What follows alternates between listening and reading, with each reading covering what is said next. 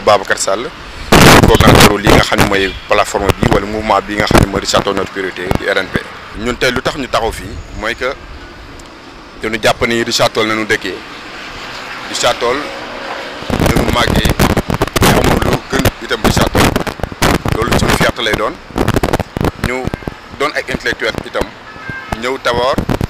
ñëw Dakar fii ñu bëri si ñun ñoo ngi fi am na ñeneen ñoo xam ne yeneen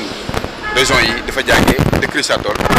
ñu jàpp ne pourquoi pas ñu xalaat si li nga xam ne mooy développement wu Richard Toll ñu gis ne Richard Toll bëri na ay problème yoo xam ne am na fa ñu jàpp ne problème yu fu njëkk am problème éducation par exemple gis na ni Richard Toll ak ni mu toll plus de 30 000 ñu gis ne benn lycée public la am lycée public boobu village yu nekkee foofu yëpp ku si am BFM foofu ngay ñëw ñu gis ni lycée bi fees na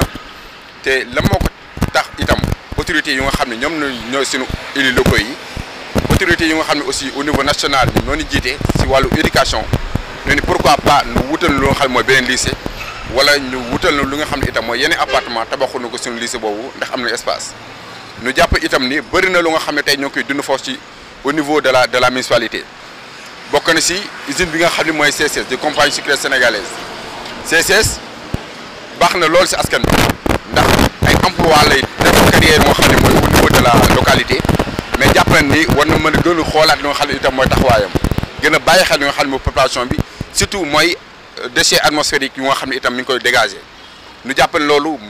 mat na xoolaat te ñoo ngi si interpellé li nga xam ne itam mooy suñu autorités yi ñu gën si bàyyi xel di wax ne itam CS ñu koy woo si li nga xam ne moom mooy développement wu Richard Toll bu baax a baax gis nañ ne ñoo ngi si def ay jéego mais lu ñu si gën a yokk mu gën a baax gën a doon lu nga xam ne mooy arrangement population bi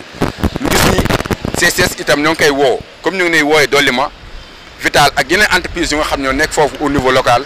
ñu gën a bàyyi xel ñoo xam ne population bi tabax itam ay hôpitaux tabax itam lu nga xam ne itam moom mooy ay école pour ñu xam ne askan bi ñu jàpp itam CSS boobu nga xam ne tey woote woon na marcham boobu mu doon woote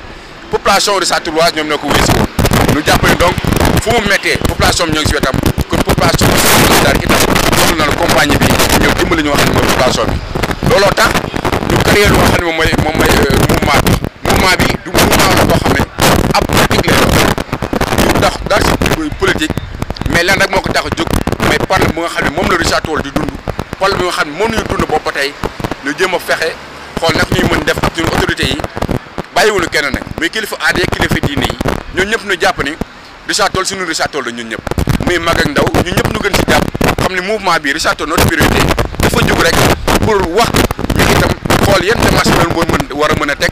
lépp ñu si teg si waxtaan jiite ko si waxtaan mais itam doon loo xam ne en tout cas avantage yu képp koo xam ne Richard Toll nga dëkk mais itam képp koo xam ne yaa ngi dëkk Waalo. jàpp nañ ni Richard Toll problème assainissement yàgg nañ ko fay jooytu Richard Toll gis nañ ne am na benn pont boo xam ne ñoo ngi ko tuddee foofu pont Sermat pont boobu ñuy wax ne chantier yi démarré na ba léegi kenn waxagul na kañ lay jeex kañ lañ koy tijji ñu jàpp ni am na sunu ñoo xam ne ay naataangoo na ñu dëkkee Richard Toll ñu dëkkee maanaam gàddal xuut dañu xam bu baax a baax lu ñuy wax ndax ñoom pont boobu dafa doon pont boo xam ne nit ñi dañ fay jaar lu bare ñu jàpp ni ba ni bëgg question boobu dañ koy posé ñoo xam ne suñu autorité locaux yi ñu wax ñu pont bi kañ lay pare beneen bi tam mooy que gis nañ ni Richard Toll ak nu mu toll benn stade municipal la am stade boobu jàpp na ni anam ñu mu nekkee doy na waar doy waar yoo xam ni autorités yi war nañ si gën a bàyyi xel récemment ñoo ngi dégg suñu maire Mame Diop di ko encouragé aussi di ko wax ni na gën a bàyyi xel lu nga xam ne mooy population bi di wax ni dégg nañ ko si benn organe de presse muy wax ni am na benn chantier boo xam ne lancé nañ ko bëgg municipalité bi aussi bëgg si générer 200 millions pour ñu réfectionner waat lu nga xam ne mooy stade bi su fekkee loolu taxaw na nañ si gën a def ay jéego pour ñu nga xam ne mooy population bi ñu jàpp itam ni population Richard Toll ñoo xam ne ñooy def basket ñuy def handball amuñu sax terrain moo xam ne moom la ñuy tàggatoo ñu jàpp ne itam Richard Toll war na am lu nga xam ne itam mooy jardin public ndax Richard Toll doon na foo xam ni ak potentialité yu mu am ak itam lépp lu nga xam ne mi ngi biir Richard Toll jàpp na ni Richard Toll xar kanamam war na mën a gën a soppeeku loolu nag dañ siy woo ñëpp képp koo xam ne Richard Toll nga dëkk képp koo xam ne avancement wu dëkk bi nga bëgg nañ si gën a bàyyi xel ñu bàyyi itam digle bi ñu jàpp ni population bi dañu bëgg ñu gën a yeewu xam ne suñu homme politique yi ñoom ñëpp dañu war a gën a bàyyi xel ñoo xam ne askan bi am na seen doom yoo xam ne ñoo ngi Dakar fii nekk ay étudiants seen yeneen doom ñu nekk ay Bambey yeneen doom ñu nekk Ziguinchor ñu nekk Saint-Louis ñu nekk Kees nekk Sine Saloum ñoom ñëpp jàpp nañ ni assistance bu nga xam ne moom la autorité yi war leen assister des na lu baree bare moo tax dañuy autorité yëpp xaajuwuñu kenn ñu ñëw di seet si ñu nga xam ne ñoom nay étudiants yooyu fi nga xam ne fa doon dëkkee di leen dimbali lépp lu nga xam ne mën nañ ko moo gën ñuy toog rek di leen seetaan ba lu nga xam ne mooy élection dafa jot rek ñu ñëw di leen seet seeg yooyu loolu dañu bëgg suñu homme politique itam ñu gën a changer lu nga xam ne itam moom mooy anam boobu ñu jàpp ni étudiants yi population bi ñëpp ñu nga xam ne ouvrier yi kay bàyyiwuñu kenn dañ leen di gën a bàyyi xel ñoo xam ne autorités yi Richard Toll nañu am te ñun Richard Toll moo tax a jóg ñoo ngi tàllal suñu loxo nag képp koo xam ne Richard Toll waalo nga dëkk Richard Toll nga dëkk waalo ñoo ngi lay tàllal suñuy loxo pour ñu ñëw ñëpp ñu àndandoo défendre lu nga xam mooy suñu intérêt mais itam pexe bay weccandi suñu xalaat li nga xam ne njëriñu Richard Toll waa rek lay doon. premier acte boo nga xam ni posé nañ ko li nga xam ni moom mooy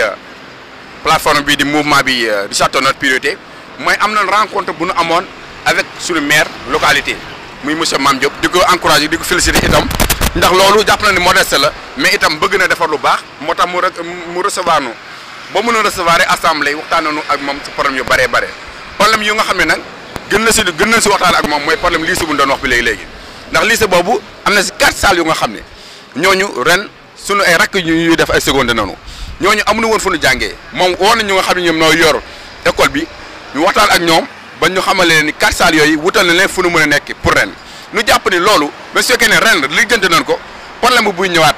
moo tax ñuy woo ko nga xam ne mooy Mamadou Talla di ministre de l' éducation nationale mu gën a bàyyi xel Richard Toll xam ne Richard Toll soxna la beneen lycée mais itam soxna la itam yeneen bâtiment pour lu nga xam ne mooy jàng boobu lu jàpp ni problème yi foofu la tàmbalee mais dina gën a doon loo xam ne luy avancé lay